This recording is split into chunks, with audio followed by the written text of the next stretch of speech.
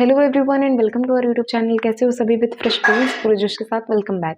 तो आज मैं आपको बताने वाली हूँ मेंडल्स एक्सपेरिमेंट के बारे में। मेंडल जो है वो एक साइंटिस्ट, उन्होंने ये बताया कि पेरेंट्स जो है उनके ट्रेड्स बच्चों में किस तरह आते हैं। तो उनके मन में यही सवाल आए हुए थे कि जब भी कोई बच्चा है, जब उसका जन्म होता है या फिर जब भी वो बड़ा होने लगता है, तो उसकी थोड़ी आदतें या थोड़ी कुछ कैरेक्टरिस्टिक्स उसके पेरेंट्स से मैच करते हैं या उसके ग्रैंड पेरेंट्स से मैच करते हैं।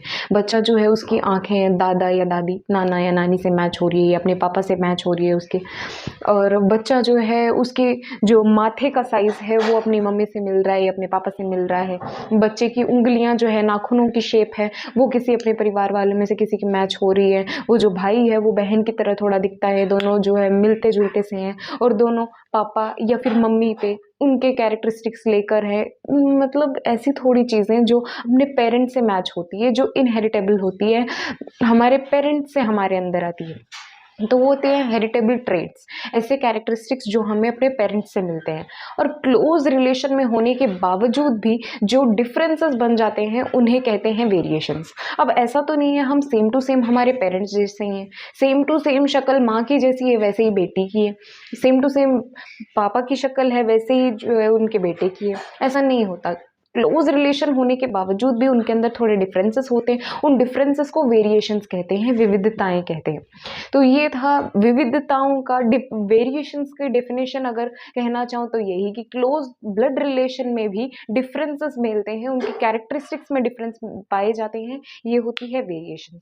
तो अब मेंडल्स एक्सपेरिमेंट, मेंडल को भी यही चीज सवाल है, यही सवाल उनके मन में भी आया कि ऐसा कैसे हो सकता है, या तो सारे कैरेक्टरिस्टिक्स आएंगे या थोड़ी कुछ, क्या हुआ क्या।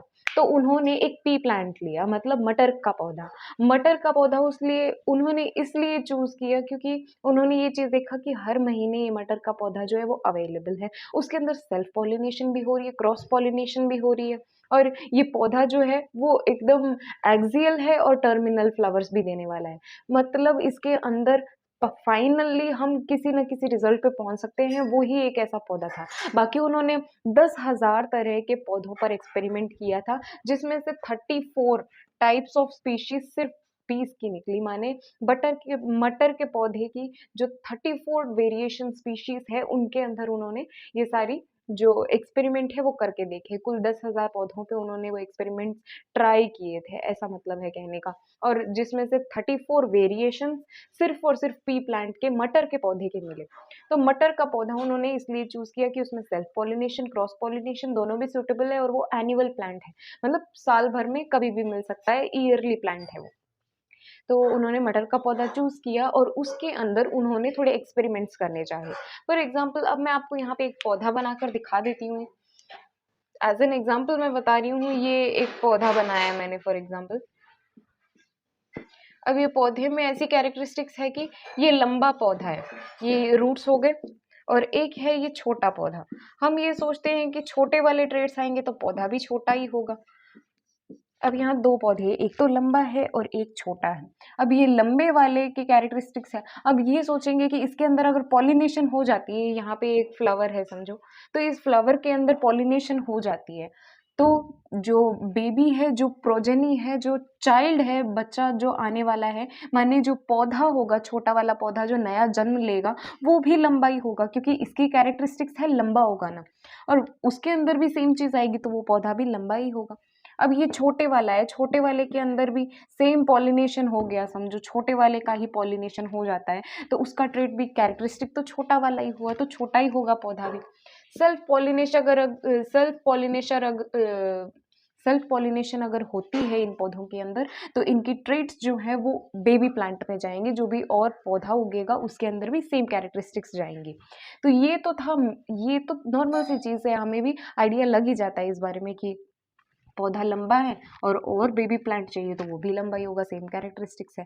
तो इन्होंने थोड़े कुछ अलग तरह के एक्सपेरिमेंट किए जिनसे इन्हें अलग रिजल्ट मिला। इसका मतलब ये कि इस फ्लावर के पॉलिनेशन को इस फ्लावर में करवाया उन्होंने, इस फ्लावर से पॉलिनेशन इस फ्लावर में करवाया, माने क्रॉस पॉलिनेशन। सेल्फ पॉलिनेशन कर रहे थे तब तो रिजल्ट सेम ही मिल रहा था, लंबे का लंबा, छोटे का छोटा। पर जब इसने छोटे वाले का लंबे वाले के साथ क्रॉस पॉलिनेशन करवाया तो इसने पाया कि जो पौधा था वो लंबा था। मेंडल साइंटिस्ट जो थे उन्होंने यही पाया कि जो बेबी प्लांट उग रहा था वो लंबा वाला कैरेक्टरिस्टिक उसके अंदर था। पर बात ऐसी कि जब लंबे वाले को इसके साथ खुद के साथ ही पॉलिनेशन करवाया, पहले हमने देखा था ना, लंबे वाले को लंबे वाले के साथ सेल्फ पॉलिनेशन करवा दिया था तो लंबा वाला हो गया था। पर अब जब हमने क्रॉस पॉलिनेशन करवाया तो भी लंबे वाला हुआ। तो जो बेबी प्लांट जो लंबा वाला कैरेक्टरिस्टिक रखता है उसको हम अगर सेल्फ पॉलिनेशन करवाते हैं तो आने वाले जो ट्रेट होंगे, जो बेबी प्लांट होंगे, उसके अंदर सभी के सभी टॉल प्लांट्स नहीं होंगे, शॉर्ट प्लांट्स भी होंगे। 25% शॉर्ट प्लांट्स भी होंगे और 75% टॉल प्लांट्स होंगे। तो ये चीज़ देखने को मिलती है। इसका अर्थ ये है कि इस पौधे के अंदर लंबे वाले ट्रेट्स हैं, पर छोटे वाले ट्रेट्स, ये वाली कैरेक्टरिस्टिक जो है वो हिडन है, अंदर छुपे हुए हैं। वो इसके वाले ट्रेट्स भी है, इसमें प्रेजेंट है, बट वो दिखाई नहीं दे रहे और हिडन है। जो हिडन होंगे उसे हम कहेंगे रेसेसिव ट्रेट्स, और जो दिखाई देंगे, ऊपर दिखाई देते हैं, उन ट्रेट्स को हम कहते हैं डोमिनेंट ट्रेट। तो ये वाला पौधा जो है वो लंबे वाला कैरेक्टरिस्टिक इसमें दिखा है, छोटे वाला कैरेक्टरिस्टिक इसके अंदर छुपा है। जो अंदर छुपा है उसे हम कहेंगे रेसेसिव, और जो ऊपर दिखाई दे रहा है इस पौधे के अंदर उसे हम कहेंगे डोमिनेंट ट्रेट।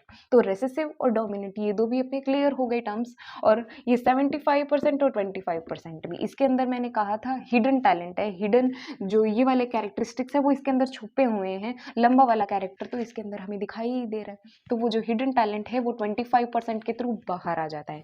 इसके अंदर जितने पौधे होंगे वो सब पौधे 75% तो लंबे होंगे, जबकि 25% जो होंगे वो छोटे वाले पौधे होंगे। तो ये चीज़ें देखने को मिली हमें। अब ये वाली चीज़ होती है क्लियर। अगर इसमें आपको कोई डाउट लगे जो मुझे पूछना ज़रूर। वीडियो पसंद आई हो तो लाइक करना, चैनल सब्सक्राइब करना, अपने फ्रेंड्स के साथ वीडियो ज़्यादा से ज़्यादा शेयर करना। Bye and have a great day.